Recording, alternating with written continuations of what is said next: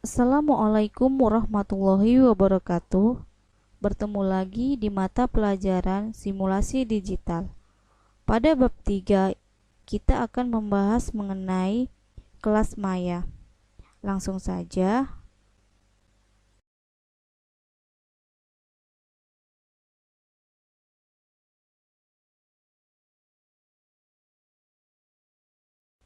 Langsung saja, definisi kelas maya. Kelas maya sering pula disebut sebagai virtual kelas. Kelas maya merupakan sistem pembelajaran online antara guru dengan peserta didik yang dapat dilakukan di luar jam sekolah dan dapat dilakukan meski jaraknya jauh. Penggunaan kelas maya memerlukan adanya jaringan internet sebagai koneksinya atau berbasis web. Tanpa jaringan internet, maka pembelajaran dengan kelas maya tidak akan berjalan. Berdasarkan uraian tersebut, dapat dijelaskan tentang kelas maya antara lain pembelajaran dan pengelolaan kelas yang memanfaatkan informasi dan komunikasi yang berbasis web. Kemudian, pembelajaran yang memuat konten digital yang dapat diakses dan di-sharing tanpa mengenal jarak, ruang, dan waktu. Dilihat dari definisi, dapat kita ketahui keuntungan dan kelemahan kelas maya. Pembelajaran yang dilakukan melalui kelas maya memiliki keunggulan dan kekurangan meskipun menggunakan teknologi. Kelebihan dan kekurangan kelas maya dalam pembelajaran adalah sebagai berikut. Yang pertama, kelebihan. Kelebihan kelas maya menurut Yumiardi dalam bukunya ialah sebagai berikut.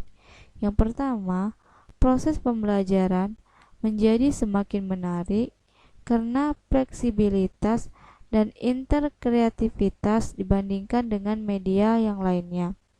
Yang kedua, peserta didik tidak terkait pada suatu tempat atau waktu. Yang ketiga, pembelajaran dapat dikendalikan oleh peserta didik. Peserta didik yang lebih cepat menyerap materi dapat lebih cepat menyelesaikan target materinya.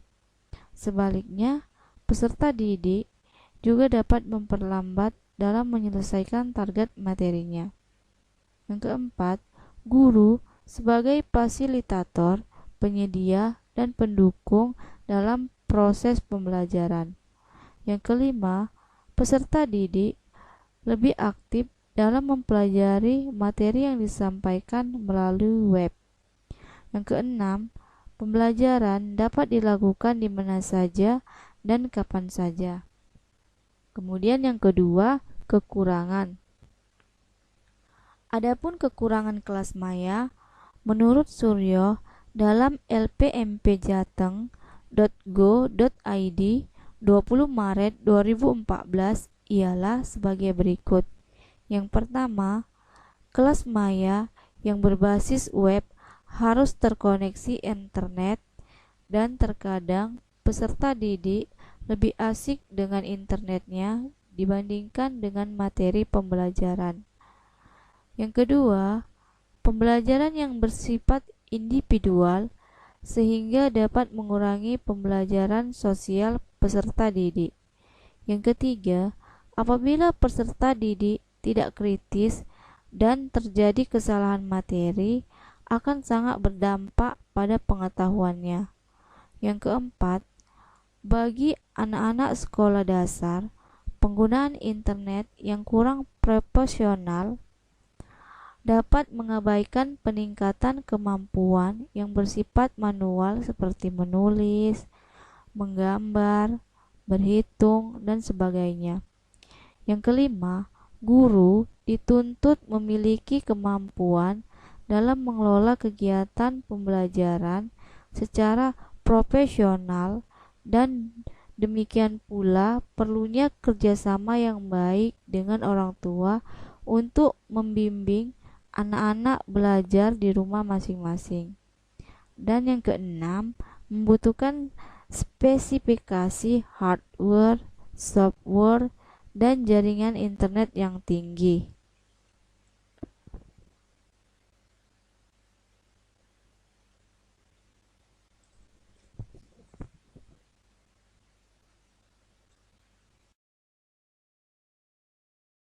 Nah, menurut peta konsep, yang kedua adalah jenis pengelolaan kelas maya yang terdiri menjadi 3 bagian.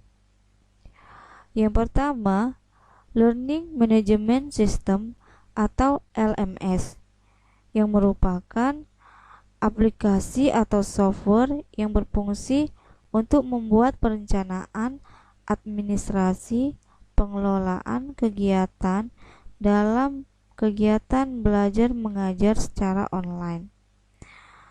Beberapa fungsi LMS adalah sebagai berikut. Yang pertama, katalog. LMS yang baik harus menunjukkan kualitas materi pembelajaran yang dimiliki. Yang kedua, registrasi dan persetujuan. Fasilitas ini memungkinkan seseorang calon pengguna mendaftarkan secara online dan LMS dapat menyimpan data pendaftaran dan persetujuan. Yang ketiga, menjalankan dan memonitor e-learning. LMS harus memiliki kemampuan untuk merekam segala bentuk kegiatan dan menjalankan proses pembelajaran sehingga dapat digunakan untuk membuat laporan pembelajaran. Yang keempat, evaluasi. LMS harus dilengkapi dengan evaluasi sehingga dapat mengukur kompetensi peserta didik yang telah diperoleh. Yang kelima, komunikasi. LMS yang berguna sebagai sarana komunikasi bagi guru dan peserta didik. Yang keenam, laporan. Melalui LMS, guru dapat memperoleh laporan tentang data, misalnya hasil pembelajaran, waktu pengaksesan, siapa yang mengakses, dan sebagainya. Nah, bagian yang kedua dari jenis pengelolaan kelas maya adalah Learning Content Management System atau LCMS.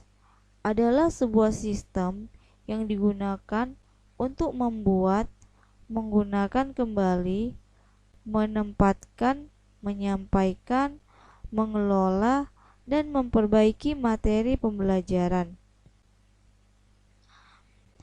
Adapun komponen-komponen LCMS adalah yang pertama, Learning Object Response Story.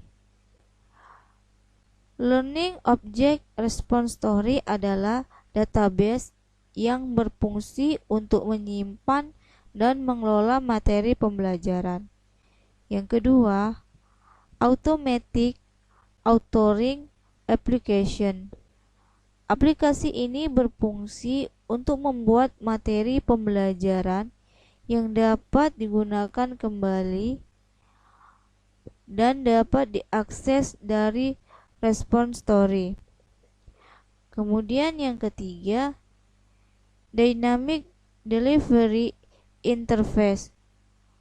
Untuk memberikan hasil pembelajaran yang sesuai dengan kebutuhan peserta didik, profil peserta didik, hasil evaluasi, maka dibutuhkan Dynamic Delivery Interface.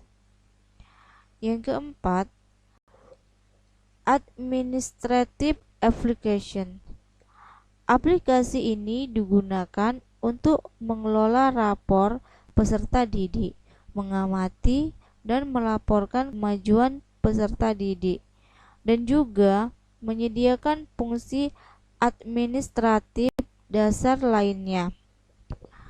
Nah, yang ketiga, bagian dari jenis pengelolaan kelas maya adalah Social Learning Network atau SLN.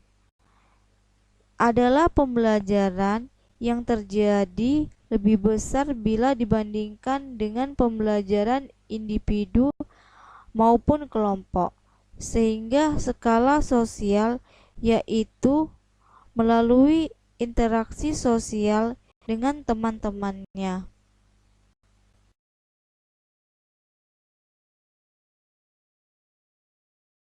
Selanjutnya, yang keempat, menurut peta konsep adalah fitur kelas maya.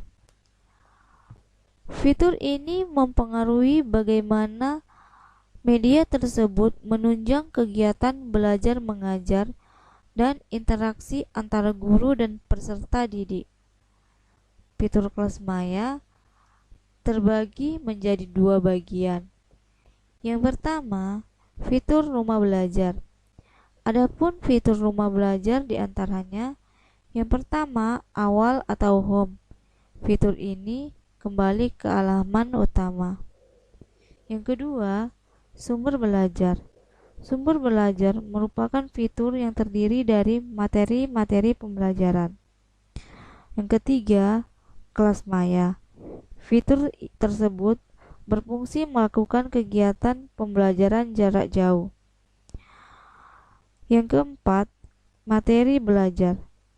Pada fitur ini tersedia berbagai materi pembelajaran yang dibutuhkan oleh pengguna atau peserta didik.